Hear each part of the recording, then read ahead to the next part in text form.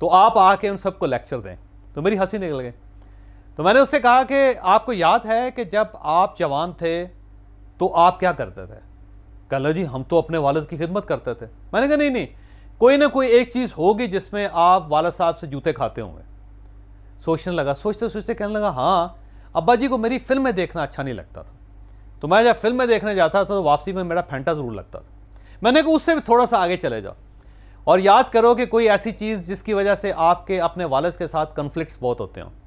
कहने लगा हाँ, हमारे मोहल्ले में एक टेलीविज़न आ गया।